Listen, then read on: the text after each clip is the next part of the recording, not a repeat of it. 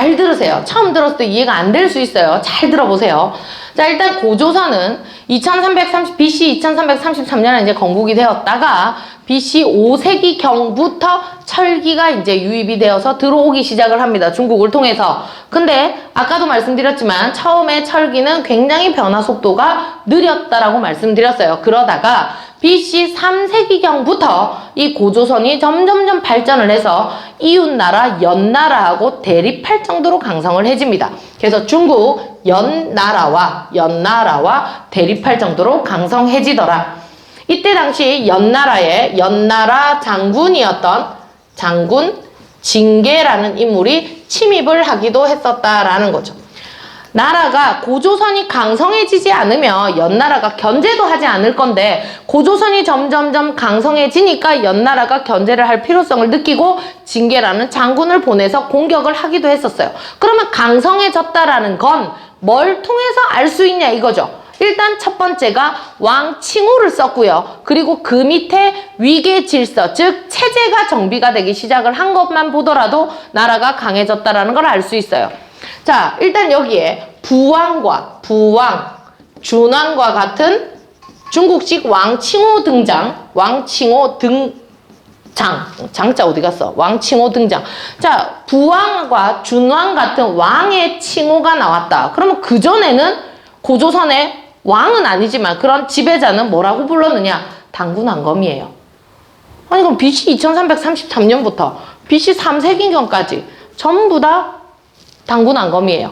그럼 당군왕검이 그래 오래 살았냐? 그게 아니라 1대 당군왕검, 2대 당군왕검, 3대 당군왕검. 우리나라도 보면은 대표적인 정치적인 그런 뭐 지배자라고 하기는 그렇지만 정치를 주도하는 우리나라의 국가의 원수를 대통령이라고 하잖아요. 1대 대통령, 2대 대통령 이런 칭호라고 보시면 되죠. 그래서 그런 당군왕검이라고 하는 재정일치사회의 군장과 같은 칭호를 쓰다가 이제는 중국과 비등한 왕이라는 칭호를 썼다라는 거예요.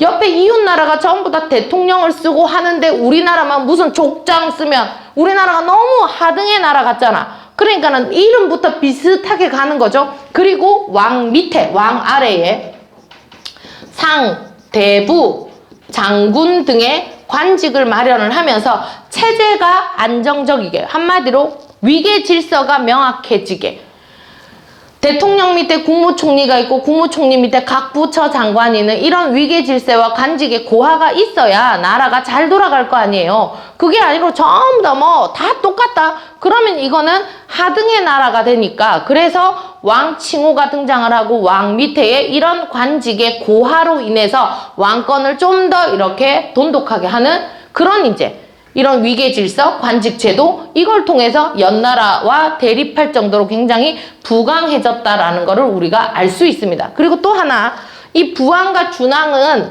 부왕은 아버지고요. 준왕이 아들이에요. 그럼 이걸 통해서 또 알 수 있는 건 뭘 알 수 있습니까? 왕이 세습을 알 수 있는 거죠. 아버지 밑에 아들이 왕이 되었으니까 요거는 왕이 세습도 있었다라는 걸 우리가 유추할 수 있습니다. 이렇게 이제 강성해진 이 고조선이 한번 위기를 맞게 되는데 그게 뭐였냐면 바로 중국에 그때 요 사이에 중국에 진이라는 나라가 멸망을 하고 한이라는 나라로 교체되는 시기가 등장을 합니다. 진나라는 시황제가 건국한 나라예요. 중국의 시황제. 근데 그 시황제가 뭐 만리장성부터 시작을 해서 자기의 별장인 아방궁에다가 진시황 릉에다가 뭐 여러 가지 공사를 하느라 백성들이 너무 힘들어서 결국은 시황제 죽고 난 뒤에 반란이 일어났고 나라가 멸망을 한 거예요. 멸망을 하고 한나라가 등장을 합니다. 근데 이제 진나라에서 한으로 교체되던 그 혼란한 시기에 위만이라는 사람이 철제 무기를 잔뜩 들고 자신의 세력을 이끌고 고조선으로 망명을 한 거예요.